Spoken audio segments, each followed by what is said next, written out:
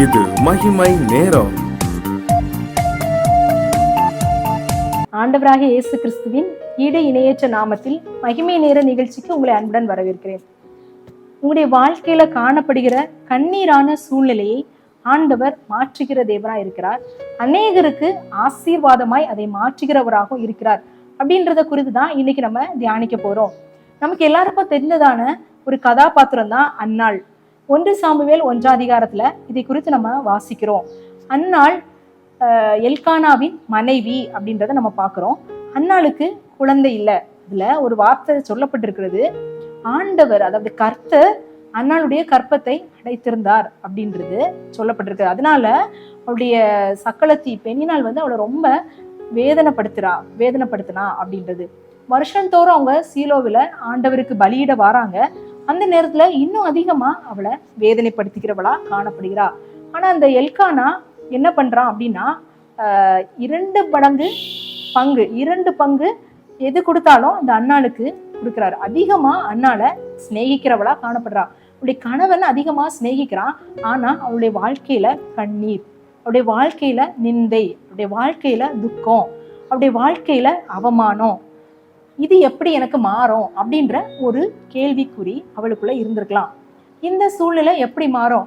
நான் இப்படி துக்கமா இருக்கும்போது அவருடைய கணவன் சொல்றான், நான் உன்னை அதிகமா நேசிக்கிறேனே, நீ ஏன் இப்படி துக்கமா இருக்கா அப்படின்னு சொல்றான். ஆனா அந்த கணவனுடைய ஆறுதல் அவளை என்ன செய்யல, ஆறுதல் படுத்தல. அவளை அதிகமா இன்னும் அவளுடைய கவலை இன்னும் அதிகமா அவளை ஆழ்த்துகிறது. அந்த நேரத்துல அவ என்ன செய்தா, அதனால ஆண்டவர் என்ன காரியங்களை செஞ்சார் அப்படின்றத நம்ம பார்க்கலாம். இந்த அன்னாள் தேவ சன்னிதானத்துல போய் அழுது மனக்கசந்து ஆண்டவரை நோக்கி ஜெபம் பண்றா. சேனைகளின் கர்த்தாவே, நீங்க என்னுடைய சிறுமையை கண்ணோக்கி பார்த்து நீங்க எனக்கு ஒரு ஆண் பிள்ளையை கொடுத்தீங்க அப்படின்னா உயிரோடு இருக்கும் சகல நாளும் நான் ஆண்டவருக்காக அந்த குழந்தைய விடுவேன் அப்படின்ற ஒரு பொருத்தனைய பண்ணி ஜெபிக்கிறா. நம்முடைய வாழ்க்கையில காணப்படுகிற கவலையான கஷ்டமான சூழ்நிலைகள்ல நம்ம எப்படி ரியாக்ட் பண்றோம், நம்ம எப்படி என்ன செய்யறோம் அப்படின்னு நம்ம சிந்திக்கும் போது நம்ம அநேக நேரத்துல மனுஷங்கிட்ட போய் நம்முடைய கவலைகளை, நம்முடைய கண்ணீரை நம்ம விடுவோம், சிந்துகிறவர்களா காணப்படுவோம். அவங்க ஒருவேளை அந்த நேரத்துல அப்படியா அப்படின்னு சொல்லி ஒரு ஆறுதலான வார்த்தைகளை சொன்னா கூட நம்ம குறித்து மற்றவங்ககிட்ட என்ன செய்வாங்க, ஒரு ஏளனமா இலக்காரமா பேசுகிறவர்களா காணப்படுவாங்க. நம்முடைய வாழ்க்கையில காணப்படுகிற சூழ்நிலைகள்ல, நம்முடைய வாழ்க்கையில நம்முடைய துக்கங்கள் நம்மளை அமிழ்த்தும் போது அந்த கண்ணீர் அது ஜெபமாய் மாற வேண்டும். இந்த அன்னாள் அவருடைய கண்ணீரை ஜெபமா மாற்றினா, மனக்கசந்து ஆண்டவருடைய சந்நிதியில போய் அழுதா அப்படின்றத நம்ம பார்க்கிறோம். நம்முடைய கண்ணீர் யாருக்கு முன்பதாக சிந்தப்படுகிறது? மனுஷருக்கு முன்பாக சிந்தனோம் அப்படின்னா அதுல எந்த பிரயோஜனமும் கிடையாது. ஆண்டவரிடத்துல சிந்தனோம் அப்படின்னா ஆண்டவர் சொல்றாரு, உன் கண்ணீரை பூர்த்தியில வைத்திருக்கிறேன், அது என்னுடைய கணக்குல இருக்கிறது. அப்போ ஆண்டவர் அதுக்கு கணக்கு வச்சு ஆசீர்வதிக்கிற தேவனா இருக்கிறாரு. அப்ப நம்முடைய கண்ணீர் எந்த இடத்துல சிந்தனம் அப்படின்னா தேவ சமூகத்துல, தேவனுடைய சமூகத்துலதான், சன்னிதானத்துலதான் நம்ம சிந்தனம்.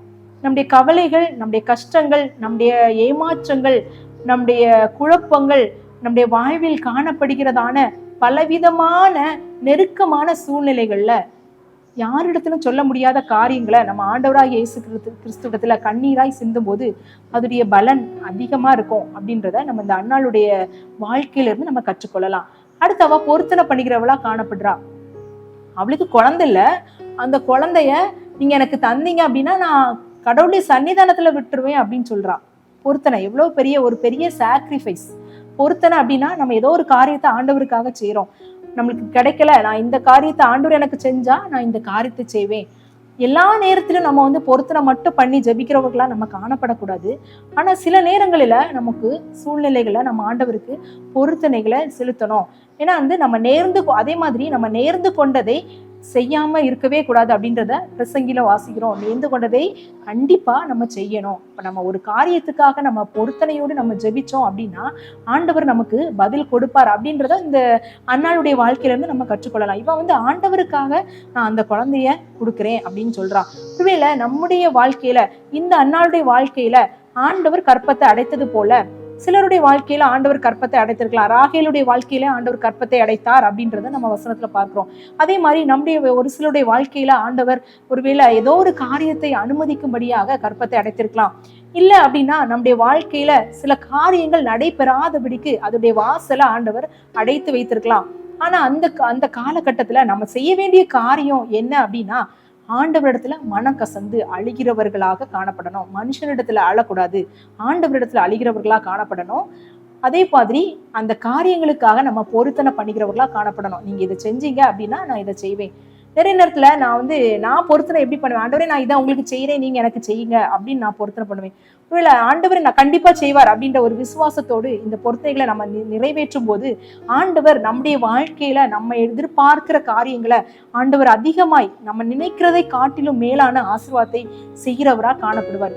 இந்த அன்னாள் ஆண்டவருடைய சமூகத்துல பொருத்தனை பண்ணினா, ஏலி நீ குடித்திருக்கிறா, வெறித்திருக்கிறா, ஏன் அப்படி இருக்கா அப்படின்னு கேட்கும்போது, என்னுடைய துக்கத்தை நான் என்னுடைய ஆண்டவருடைய சமூகத்துல என் இருதயத்தை ஊற்றி விட்டேன் அப்படின்னு சொல்லும்போது, ஆண்டவர் உனக்கு நலமானதை செய்வார் அப்படின்னு சொல்லும்போது, அவ அவருடைய சமூகத்தை விட்டு போகும்போது அதுல ஒரு என்ன வார்த்தை சொல்லப்பட்டிருக்குது அப்படின்னா, அதுக்கப்புறம் அவ துக்கமுகமாய் இருக்கவில்லை அப்படின்றது. அப்ப அதோட மீனிங் என்ன அப்படின்னா, அது வரைக்கும் அவ துக்கமுகமா இருந்தா. நம்முடைய வாழ்க்கையில நிறைய காரியங்கள் நமக்கு நடக்கல, நம்முடைய காரியங்கள் கஷ்டமா இருக்கு, நம்முடைய வாழ்க்கையில சோர்வு இருக்கு, இந்த காரியங்கள் எதிர்பார்த்ததெல்லாம் நடக்கல அப்படின்னா நம்முடைய முகம் என்ன செய்யும், நம்ம துக்கமா நம்ம இருப்போம். நம்ம நம்முடைய முகம் மகிழ்ச்சியா காணப்படாது. ஆனா ஆண்டவராகிய இயேசு கிறிஸ்துவிடத்துல நம்ம அறிக்கையிட்டோம், நம்ம சொன்னோம் அப்படின்னா அதை நம்ம துக்கமா இருக்கக்கூடாது. ஆண்டவர் நம்மளுக்கு செய்ததுக்கு அப்புறம் நம்ம எப்படி சந்தோஷமா இருப்போமோ அந்த சந்தோஷத்தை நம்முடைய வாழ்க்கையில நம்ம சுதந்திரிக்கணும். அப்பதான் நம்ம விசுவாசத்துல நம்ம அதை பெற்றுக்கொண்டோம் அப்படின்றதுக்கு அது ஒரு அடையாளமா காணப்படுகிறது. ஆண்டவர் அந்த காரியத்தை நமக்கு கட்டாயம் செய்வார் அப்படின்றது எந்த விதமான சந்தேகமும் கிடையாது. இந்த அன்னாள் துக்கமுகமா இருக்கல. ஏன் அப்படின்னா, கர்த்தர் மேல் உன் பாரத்தை வைத்து விடு, அவர் உன்னை ஆதரிப்பார் அப்படின்ற வசனம் இருக்கு. கர்த்தர் மேல் பாரத்தை வைத்து விடு. நான் என்ன செய்வேன், போகும்போதெல்லாம் ஆலயத்துக்கு போகும்போது ஜெபிக்கும் போது எல்லாம் அதை நம்ம சொல்லிட்டே இருப்போம், ஆண்டவரே எனக்கு இதை தாங்க தாங்க தாங்க, மறுபடியும் நம்ம சொல்லிட்டே இருப்போம். அந்த காரியத்தை ஆண்டவர் பாதத்துல நம்ம வச்சுட்டு திருப்பி அதுக்காக நன்றி சொல்கிறவர்களா நம்ம காணப்பட மாட்டோம். ஒருவேளை இந்த நேரத்துல நிறைய கஷ்டமான காரியங்கள்ல நம்ம இருக்கிறோம் அப்படின்னா, நம்ம இனிமேல் ஆண்டோடைய பாதத்துல நம்ம ஜெபிச்சிட்டோம், பொருத்தனை பண்ணிட்டோம் அப்படின்னா துக்கமுகமா இருக்கக்கூடாது. குழந்தை இல்லை அப்படின்ற துக்கம் நமக்கு இருக்கக்கூடாது, திருமணம் ஆகல அப்படின்ற துக்கம் இருக்கக்கூடாது. ஆண்டவர் எனக்கு செய்வார் அப்படின்ற நம்பிக்கை இருக்கணும். அவர் உங்களை விசாரிக்கிறவர் ஆனபடியால் உங்கள் கவலைகளை எல்லாம் அவர் மேல் வைத்து விடுங்கள். அப்ப வைத்து விட்டுட்டோம் அப்படின்னா மறுபடியும் நம்ம தூக்கி சுமக்க வேண்டிய அவசியமே கிடையாது. இப்படிப்பட்ட ஆசீர்வாதங்களை ஆண்டவர் நம்மளுக்கு தரணும் அப்படின்னு சொல்லி நம்ம ஜெபிக்கலாம். எங்களை அதிகமாய் நேசிக்கிற எங்கள் அன்பின் பரலோக பிதாவே, ஆண்டவரே இந்த அன்னாளுடைய வாழ்க்கையிலிருந்து நாங்கள் கற்றுக்கொள்கிறதான காரியங்கள், ஆண்டவரே எங்கள் வாழ்க்கையில ஆண்டவரே அடைப்பட்ட சூழ்நிலைகள், வாசல்கள் அடைப்பட்ட சூழ்நிலைகள், எங்களுக்கு வர வேண்டிய ஆசீர்வாதங்கள் அடைப்பட்டதாய் காணப்படலாம். எங்களுக்கு ஆண்டவரே சப்பா வர வேண்டிய ஆண்டவரே ஆசீர்வாதங்கள்ல ஆண்டவரே கர்ப்பத்தின் கனி ஆண்டவரே அடைக்கப்பட்டிருக்கலாம், திருமண காரியம் தடைப்பட்டிருக்கலாம். இப்படி எந்தெந்த காரியங்கள்ல வாசல்களை அடைக்கப்பட்டிருக்கிறதோ அந்த காரியங்களுக்காக உங்களுடைய சமூகத்துல நாங்க அறிக்கையிட்டு நாங்க ஜெபிக்கிறோம். அது எங்களுடைய ஆண்டவரே வாழ்க்கையில கண்ணீரை ஆண்டவரே கொண்டு வரும்போது அந்த கண்ணீர் மனுஷருக்கு முன்பதாக சிந்தாதபடிக்கு உங்களுடைய சமூகத்துல அந்த கண்ணீரை சிந்தும்படியாக எங்களுக்கு நீங்க கிருபை தாங்க. எங்களுடைய கண்ணீரை துருத்தில வைத்திருக்கிற தேவன் அதற்குரிய பலனை தருவீர் என்ற விசுவாசத்தை எங்களுக்கு தாங்க. ஆண்டவரே நாங்கள் பொருத்தனையோடு நாங்கள் ஜெபிக்கிறவர்களாக காணப்பட எங்களுக்கு கிருபை தாங்க. ஆண்டவரே உங்களுடைய சமூகத்துல எங்களுடைய கவலைகளை நாங்க சொல்லும் போது அதை நாங்கள் ஆண்டவரே இயேசப்பா அதற்கு அப்புறமா துக்கமுகமா இல்லாதபடிக்கு சமாதானம் உள்ளவர்களாய், நிம்மதி உள்ளவர்களாய், நீ தருவீர் என்ற நம்பிக்கை உள்ளவர்களாக எங்களுடைய வாழ்க்கை ஓட்டத்தை ஓட நீங்க எங்களுக்கு கிருபை தாங்க. எங்களுக்கு ஆண்டவரே உங்களுடைய கிருபை இல்லாம நாங்க எதையுமே செய்ய முடியாது. உங்களுடைய கிருபை ஆசீர்வாதம் எப்பொழுதும் எங்களோடு இருக்கட்டும். துதிகன மகிமை உமக்கு செலுத்துகிறேன். இயேசுவின் மூலம் ஜெபம் கேளு நல்ல பிதாவே, ஆமேன். தேவன் தாமே இந்த வார்த்தைகளை ஆசீர்வதிப்பாராக. ஆமேன்.